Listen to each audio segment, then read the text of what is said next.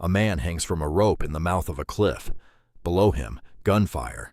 Above him, chaos. His mistress is panicking. His dog won't move. And somewhere in the valley beneath, 800 SS paratroopers are hunting him. The man's name was Josip Broz Tito, Marshal of Yugoslavia, commander of the largest resistance movement in occupied Europe, the one man the Nazis couldn't afford to leave alive. And on the morning of May 25, 1944, they came for him. The Germans called it Operation Rösselsprung, Knight's Move, a chess term, for what they had planned, an elite airborne decapitation strike dropped directly onto the headquarters of the Yugoslav partisans. The name felt appropriate. It did not feel appropriate for long. By the spring of 1944, Josip Broz Tito had become something the German High Command had no real category for. He was not a general in the conventional sense. He was a communist revolutionary who had survived the Italian offensives, the German anti-partisan sweeps, operations codenamed White, Black, and everything in between. Each time the Axis tried to crush the Yugoslav partisans, Tito had slipped through the net. Each time his forces had grown. After Italy collapsed in September 1943, Tito seized their abandoned weapons and doubled his forces to 200,000 men. In November, he held a national congress at Reich, right in the heart of Axis-occupied Bosnia, and declared himself Marshal of Yugoslavia. General Feldmarschall Maximilian von Weichs, Wehrmacht Commander-in-Chief, Southeast Europe, admitted it plainly. Tito is our most dangerous enemy. After Jacha, Tito made a decision that would nearly get him killed. He stopped moving. His personal headquarters was established at Drvar, a small town in the Dinaric Alps of western Bosnia, tucked into a valley carved by the river Unak. Above the town rose a limestone ridge, and in that ridge there was a cave, high enough to see the approaches, hidden enough to feel safe. Tito worked from the cave during the day. At night, he was supposed to return to a backup cave at a village called Bastasi, 7 kilometers west. He had also accumulated something that made perfect headquarters work possible: a staff of officers, liaison teams from Britain, the Soviet Union, and the United States. The son of Winston Churchill himself, Major Randolph Churchill, was stationed nearby. Tito had stopped running, and the Germans noticed. 3 separate German intelligence organizations spent months trying to pin down exactly where Tito was. The Abwehr's Benisch Special Unit, ethnic Germans who spoke the local languages, part of the elite Brandenburg Division, had been tracking Tito since October 1943. Their officer, Lieutenant Kirchner, got close, very close. He found the Allied military missions. He knew Drvar was the site of the headquarters, but he could not pinpoint the cave. At the same time, Otto Skorzeny, the same man who had rescued Mussolini in a glider raid just months earlier, was running his own independent intelligence operation on Hitler's personal orders. Skorzeny actually found what Kirchner couldn't. A partisan deserter told him exactly where the cave was. Skorzeny drafted a plan: infiltrate Drvar with a small team and assassinate Tito directly. When that plan was compromised, Skorzeny dropped the operation, and he kept the intelligence to himself, because the Abwehr and the SS did not share. They didn't trust each other. They competed. And that competition, that poisonous bureaucratic rivalry, would cost them everything. Higher command planning began on May 6, 1944. Adolf Hitler personally approved the final operation on May 21st. That left 4 days. The plan was elegant on paper. The 500th SS Parachute Battalion, the Wehrmacht's sole SS airborne unit, would drop directly onto Tito's headquarters in a combined parachute and glider assault. Simultaneously, 9 separate ground columns of the 15th Mountain Corps, some 16,000 troops, would converge on Drvar from every direction, surrounding and crushing whatever remained. The airborne commander was SS Hauptsturmführer Kurt Riebke. He received his briefing on May 20th. He had 5 days to plan an operation that was supposed to go in the books as one of the war's great commando actions. He divided his force into 6 named glider assault groups. Panther Group, 110 men, would land at what intelligence told him was Tito's headquarters, codenamed Citadel. Greifer, Grabber, Group would destroy the British mission. Stormer, group would hit the Soviets. Breaker group would take the Americans. Each group had a name. Each group had a target. Everything was accounted for, except for one detail that would unravel everything. Because Otto Skorzeny didn't share his intelligence, Kurt Riebke was working from incomplete information. What he was told, and what shaped his entire plan, was that Tito's headquarters was located near the cemetery on high ground, southwest of the center of Drvar. The cemetery, nearly 2 kilometers from the cave, 2 kilometers. In a battle where seconds and meters would decide everything, Riebke's primary assault force was aimed at an empty graveyard. He didn't know that. His men didn't know that. They loaded into their gliders and transport aircraft, dressed initially in Wehrmacht uniforms for security, and were not told where they were going or why until a few hours before departure. The 500th SS Parachute Battalion was formed from disciplinary prisoners, men who had committed crimes inside the SS, transferred to a penal unit and given a choice: die in disgrace or die with honor doing something that might actually matter. Most of them chose to jump. 5:30 in the morning on May 25, 1944, the ground columns begin to move in the darkness, 9 separate forces advancing from every direction. At 6:35, the Luftwaffe arrives over Drvar. Junkers Ju-87. Stukas screaming down out of the mountain sky. 440 sorties will be flown that day. The town shudders. Buildings collapse. Dust and smoke rise over the valley. At 7 o'clock, the paratroopers fall. 654 men. Parachutes and gliders, descending through the smoke. Most land reasonably close to their targets. One glider comes down near the village of Vertose and has to fight its way toward Drvar. Another lands directly in front of the Bastasi cave, 7 kilometers from the main assault zone, and every man aboard is killed instantly by Tito's escort battalion guards. By 9 in the morning, the SS have secured most of Drvar. House to house, armed with photographs of Tito, questioning civilians with whatever methods they chose, and still, no Tito. The Germans did not know that the Yugoslav Communist Youth League, the SKOJ, had just held its National Congress in Drvar. 800 young delegates, most of them still in town.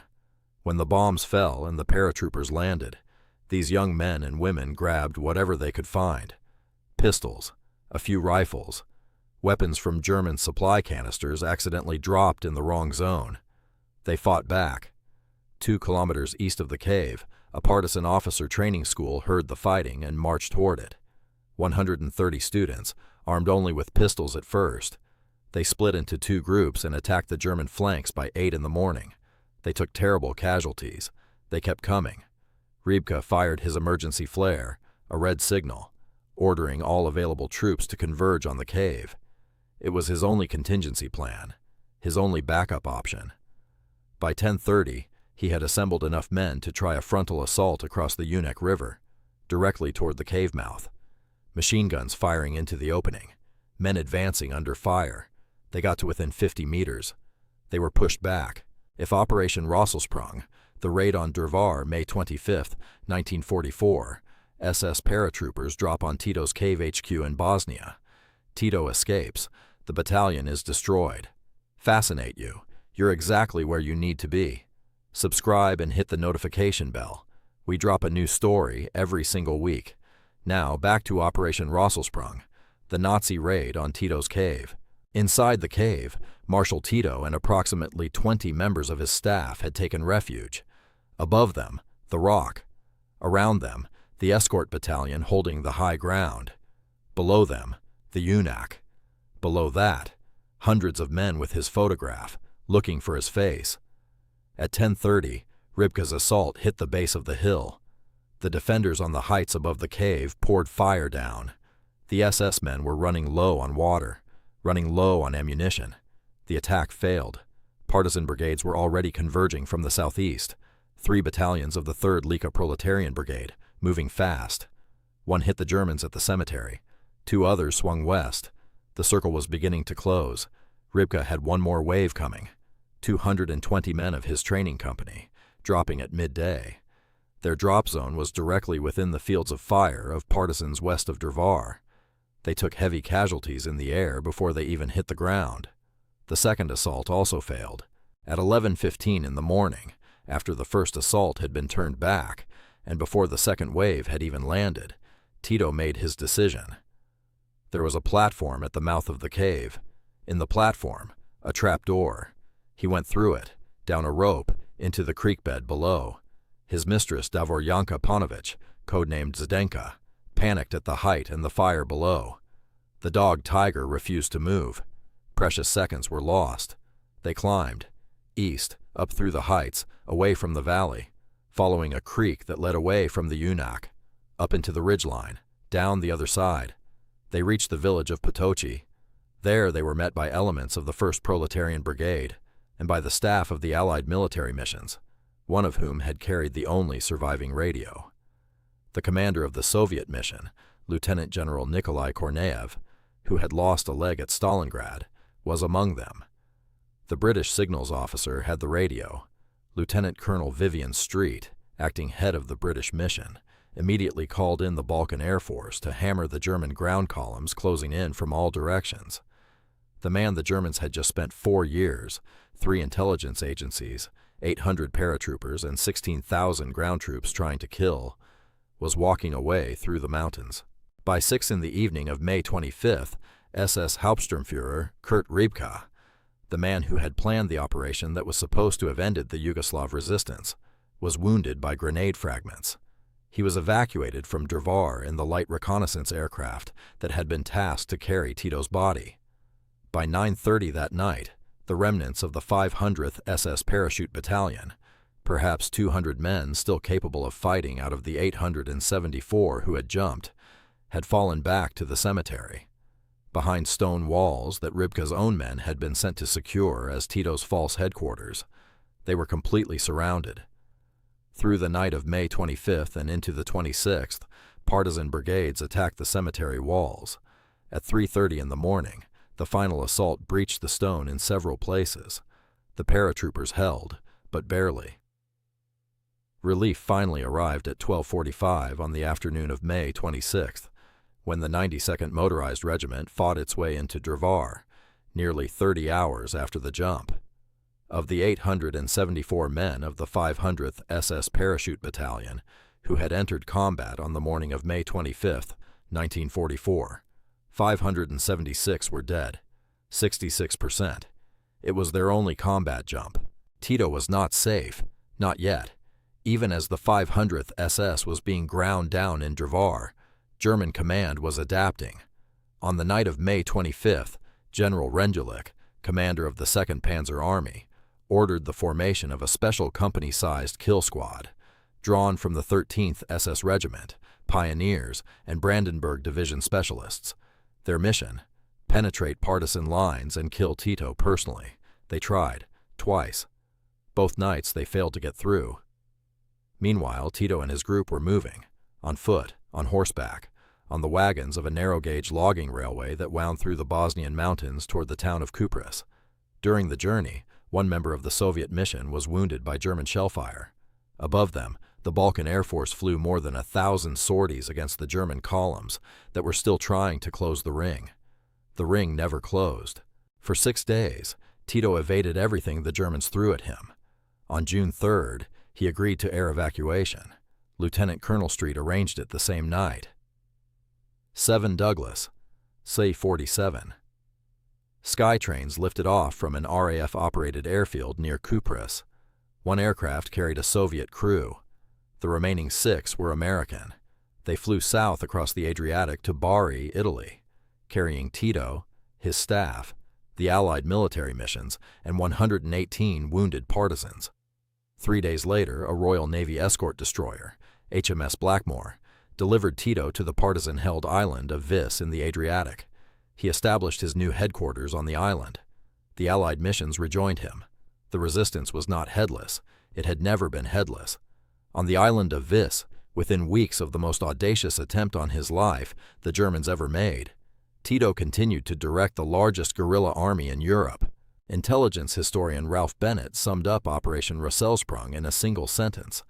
The long-term significance of the Drvar raid was simply that it failed. Let's be precise about what that failure cost. The 500th SS Parachute Battalion, the only SS parachute unit in the entire Wehrmacht, lost 66% of its strength in a single day. It was renamed the 600th SS Parachute Battalion. It never jumped in combat again. The German 15th Mountain Corps, with 16,000 men and 9 converging columns, failed to relieve the airborne force in time. The operation that was designed to end the Yugoslav resistance succeeded only in demonstrating that the resistance could not be ended. The 3 intelligence agencies, Abwehr Section 1, Abwehr Section 2, and the SD, whose Rivalry had sent 800 men into a cemetery instead of a cave, had no answer to offer. Skorzeny, who had known where the cave was, went on to other operations. He was never held accountable. What Tito's survival meant, for the partisans, for the Allies, for the trajectory of the war, is hard to overstate. The partisan movement did not collapse. Within weeks of Operation Rösselsprung, every disrupted organization had been relocated and resumed operations. Drvar itself reverted to partisan control within weeks. More importantly, by mid-1944, the British had already made their strategic choice. Tito's partisans, not Mihailovic's Chetniks, were the real resistance in Yugoslavia. Drvar confirmed it. An organization that could absorb a direct assault by 800 elite paratroopers, backed by 16,000 ground troops, and keep fighting, was not an organization to abandon. Tito's legend grew. The untouchable commander, the man who slid down a rope while the SS searched his empty cave. It mattered for recruitment. It mattered for morale. It mattered for the post-war political settlement that would make him the dominant figure in the Balkans for the next 4 decades. Here is the last detail, perhaps the most telling one. Josip Broz Tito was born on the 7th of May, 1892. The Germans launched their operation on May 25th because forged documents, almost certainly a partisan deception, convinced them that was Tito's birthday. They wanted the symbolism of killing him on the day he was born. After the war, after Tito had built his country and secured his place in history, he adopted May 25th as his official birthday, not May 7th, the real one, but May 25th. He called it Youth Day. It was a national holiday in socialist Yugoslavia for decades. Every year, a massive relay race ending with a baton delivered to Tito himself, celebrating the day the Nazis had tried and failed. The birthday they invented for him, to kill him on, he kept. He turned their failure into a holiday. In the mountains of Bosnia, in a limestone cave above a river valley, the most elaborate assassination attempt the German military ever mounted against a resistance leader ended with 800 men dying in someone else's graveyard. The man they came for rode away on a logging train. He outlived the men who sent the paratroopers. He outlived the Third Reich. He outlived the Cold War. He died in 1980, 87 years old, in a hospital bed in Ljubljana, the most consequential partisan leader of the Second World War. They never came close again.